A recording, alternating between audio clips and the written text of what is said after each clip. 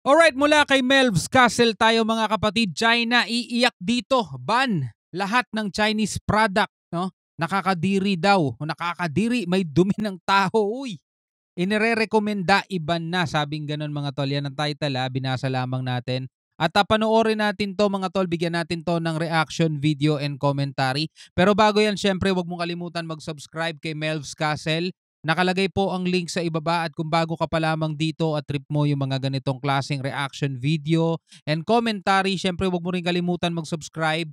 Click mo na rin ang notification bell para ma-notify ka whenever na may mga bago tayong reaction video tulad nito. Alright, so wag na natin patagalin pa. Panoorin na natin to mga tol. Nakakasukada tong China, hindi lang yan sa West Philippine Sea, kundi pati na rin sa iligal na pagkain. Mandidiri talaga kayo pag nalaman nyo ang buong istorya nito. Kinumpis ka kasi ng Department of Agriculture ang iligal na pinasok na Chinese product dito sa Pilipinas. Mga noodles at kimchi, kahong-kahong mga carrots, kamatis at toneto niladang sibuyas. Lahat ng yan galing ng China. Pero pinaghihinalaan tong peke dahil walang may pakitang dokumento ang mga Chinese na may-ari. Yes, pati po yan napepeke na ngayon. First of all, hindi natin alam kung safe yan, no? Kainin dahil walang papeles, walang health certificate, hindi dumaan sa phytosanitary inspection. So, mahirap na, di ba? Baka may sakit, may peste. Pinaiimbestigahan agad sa Department of Health to. Dahil kung totoong fake o peke ang mga produkto, makakaapekto ito sa kalusugan ng mga Pilipino. Napakahusay pa naman mameke ng China, no? Lahat kaya nilang kopyahin mga tol. Meron nga doon isang lugar, no, sa China mga tol, kinopya nila yung buong isang buong lugar sa Paris mga tol. Kinopya nila, talagang kuhang-kuha. Grabe. Rekomenda nga ng DOH na sa local farmers na lang bumili. Makakasigurado pang safe. Yan ang problema mga tol, no? Napakarami naman kasi talaga nating lupa rito sa Pilipinas. Napakalawak. 'Di ba? Ang tutuusin mga tol, may mga panahon na tayo pa mismo ang nag-e-export ng ating mga produkto. Ngayon nag-i-import na tayo. 'Di ba? Yung mga farmers natin mga tol nahihirapan kasi imbis na diretso sa gobyerno mga tol, yung mga middleman yun na nagpapataas ng mga presyo eh. Matagal ng problema ng Pilipinas yun mga tol. Na napakarami nating lupa rito na pwede namang sakahan, 'di ba? Napakarami. Kaso ang mamahal, imagine mo mga tol, napakamamahal ng mga rito, ng mga gulay, ng mga produkto mga tol, bigas, 'di ba? 'Yan ang problema. Kita mo nag-i-import pa tayo ng ganyan.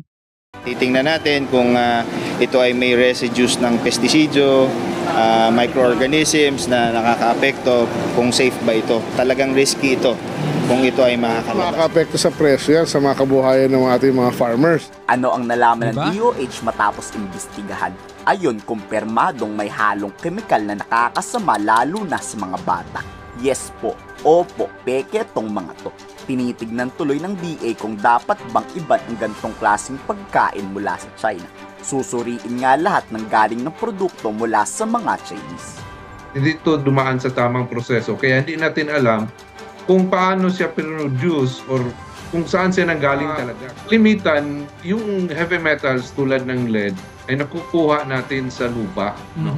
Or doon sa mga fertilizer, no? Kung mayroong contamination ng heavy metals yung fertilizer, pwede din mag-contribute doon. Or kahit na yung environment mismo, may mga planta. Ang mas nakakadiri pa dyan, kumpirmadong kontaminado rin to ng dumi ng tao at hayop. Masisikmura mo pa yung kumain ito pagkatapos mo tong mapanood. Mas mabuti na hindi natin tangkilikin yung mga smuggled na commodities. Kasi delikado talaga yun sila dahil hindi natin alam, no, yung paano yung proseso, paano yung produce, at saka walang assurance from exporting country yun. And kahit naman sa anong bansa mga tol, ito hindi sa pagiging kahit na hindi galing China, kahit galing Japan yan, kahit galing Korea, kahit na galing saan, basta walang kasamang dokumento, 'di ba? Smuggled na na produkto, hindi dapat talaga tinatangkilik mga tol. Kasi may mga produkto na galing China na okay naman mga tol. Okay naman talaga basta complete papers, alam mo kung saan nanggaling, alam mong legit na talagang halimbawa dito sa mga gulay alam mong legit na itinanim talaga 'to, walang halong kung ano-ano mga bagay na pwede makapinsala sa tao, 'di ba? Okay yung mga yon mga tol, 'di ba? Pero 'pag mga ganitong smuggled na mga bagay, kahit hindi hindi consumable, kahit na hindi pagkain mga tol, kahit mga gadget, damit, o kahit na anong klaseng produkto mga tol, basta walang legal papers, hindi dapat 'yan, tinatangkilik ng merkado o ng masa. Kasi kaya nagkakaroon ng ganyan, may mga buyer kasi. Kung walang bibili, walang magbebenta niyan, 'di ba? Tuloy natin. Mahaharap nga sa patong-patong na kaso ang Chinese na may-ari nito. Payo ko sa inyo, maging mapanuri kung saan galing ang binibiling mga pagkain o 'Di ba 'pag nasa talipapa ka naman at nasa palengke ka naman, hindi mo naman tatanungin, "Teka, saan ba galing 'tong gulay mo?" 'Di ba? Buti naman sana kung aamin yung nagtitinda, hindi rin kasi ang gusto niya makabenta. 'Di ba? Walang walang gano'n, walang aamin. 'Di ba? Kahit nga yung mga isda, kung titignan mo may sore eyes na, bilasa na, sasabihin fresh pa, 'Di ba gano'n 'yan, produkto. Baka mamaya peke to at gawa ng mga Chinese tapos delikado to sa ating buhay. Kung talagang gusto mo makatiyak ng mga ganyan, 'di bumili ka sa mga mall, sa mga talagang reputable na mga na mga pamilihan, yung alam mong talagang hindi ka bebentahan o kaya matagal mo ng suki. Yung gano'n, kilala ka na, kapitbahay mo, 'di ba? Alam mo 'yun, may mga suki kang ganyan, matagal mo nang binibilhan, dekada na kayong magkakilala. Do'n ka bumili. There are two ways of bringing in goods na ganito. It is by way of outright smuggling o yung direct smuggling na tatawag or technical smuggling. Pero nonetheless po, yun, ang ipa-file ho nating kaso, criminal case po ang smuggling po. Iban ang lahat ng Chinese product at itigil na ang pagbili nito. Kayo, kakain pa ba kayo ng Chinese product o hindi na? Boycott China na dapat, diba? Komento sa baba ang salo. Ako, kumakain ako ng mga Chinese products, yung mga Chinese food. Sa mga Chinese restaurant, yan. Paborito ko kumain dyan, mga tol. Aminin ko sa inyo lahat. Kahit na bad trip tayo sa ginagawa ng China, hindi naman natin na inaano yung mga pagkain nila.